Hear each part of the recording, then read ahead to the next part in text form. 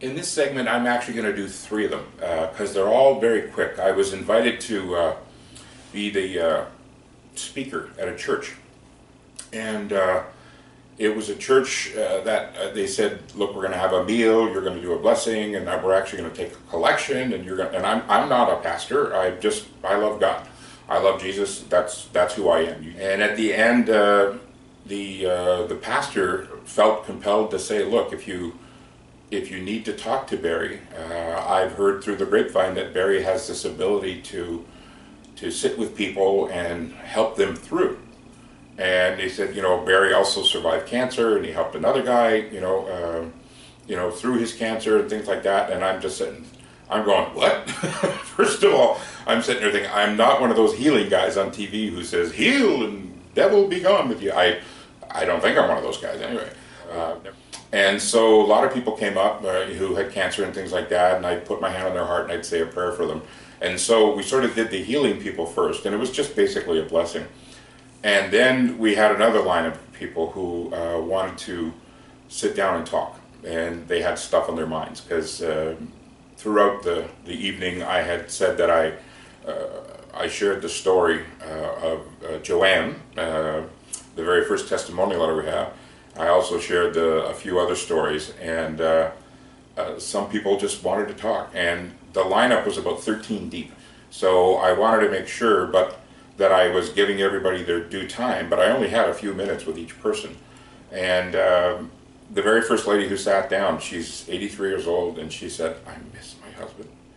And she said, I really do miss my husband. And she's a very prim and proper British lady. And she sat down, and I said, "What is it you need? What would you like?" And she said, I would love to talk to him again." I said, "Well, I don't do that, but what I would love is, if it's okay, like, how come your shoulder's sore?" She said, "Oh, I tripped on a stick, and well, I was out for walking the other day, and and just the way she said that, I knew what to say." I said, "Would you mind if I took on the role of your husband for a moment?" She goes, "No, not at all."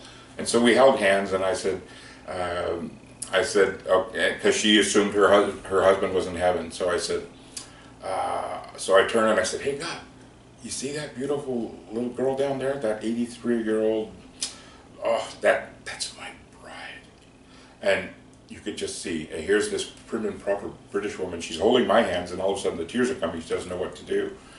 I said, "That's my bride." And I said, "You see, she's got a shoulder there." Yeah, why? Because she's out in the woods, going for a walk like we always did. And she was going too fast, and she tripped on a stick, and she started crying and laughing at the same time. And I basically got to say to her, "Okay, I miss you, sweetheart. I love you, and you're amazing, and I'm bragging on you up here in heaven, and even God knows how amazing you are, but I'm letting him know that I know too." So basically she got what she needed to hear. So again, that's a quick little hit. The next lady who sat down, it was sort of totally the opposite direction, and she said, "My mother passed 10 days ago." And I went, "Okay." And she said, "It happened so fast." And she was sort of stuck, and I said, "Is it possible that you didn't get to say the things you needed to say?" And she said, "Yeah." And I said, "Is it possible you didn't get to hear the things you needed to hear?" And she said, "Yeah." And so I said, "May I hold your hands?" And we did. And then, so we just got quiet, and I said, "Okay, I'm going to take on the role of your mom." And she went, "Okay."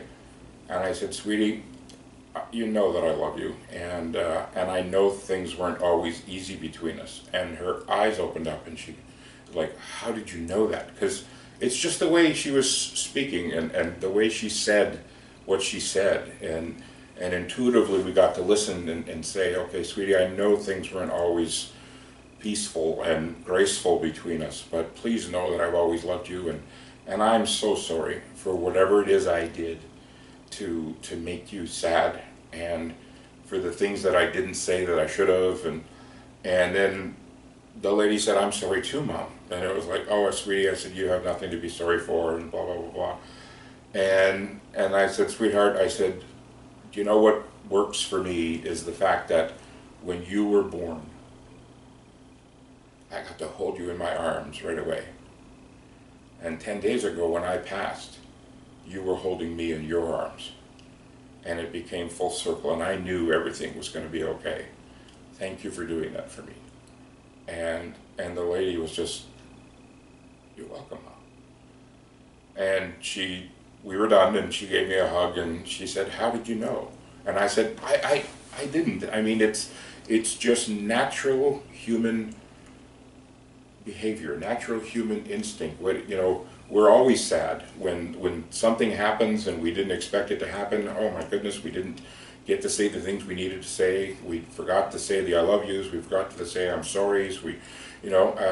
So I said, basically that's it. I'm just tapping into what you need to hear. And she said, well, thank you on behalf of me and my mom. And I said, you're welcome. And I just feel so blessed to do what I'm doing. And the last one, and I said there'd be 3, the woman sat down and she said, I was surplused this morning. And I said, I think I know what that means, but tell me. She said, basically they told me that in 60 days my job will be gone. And it'll be going to somebody else. She was a government employee.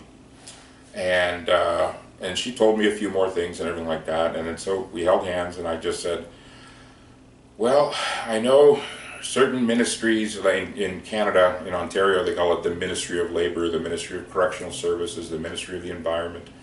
And I said, I know, the Ministry of Environment might be laying off. She goes, that's exactly where I'm getting surplus from. And I went, sorry, I didn't know that, but okay. And I said, but there's other ministries who will know of you, who have heard of your work, who know that you're going through the surplus thing and know that you've been doing phenomenal work, but because you're the low one on the totem pole, you're the one who, gets surplus first and everything like that.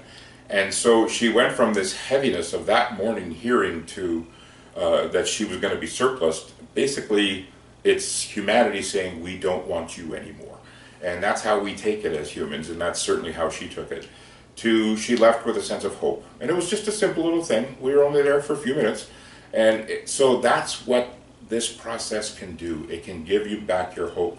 It can give you back I want to go after this again. I want to be a mom again. I want to be a dad again.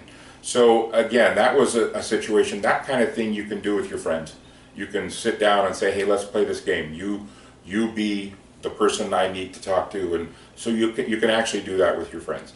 When it gets a little heavier, that's where I can help. And if it's really, really bad, make sure you see your doctor or your psychiatrist or your psychologist or your counselor, because they are trained, beyond training to make sure, because it might be a long-term thing. You may need medication or something like that. But, they call me the closure coach.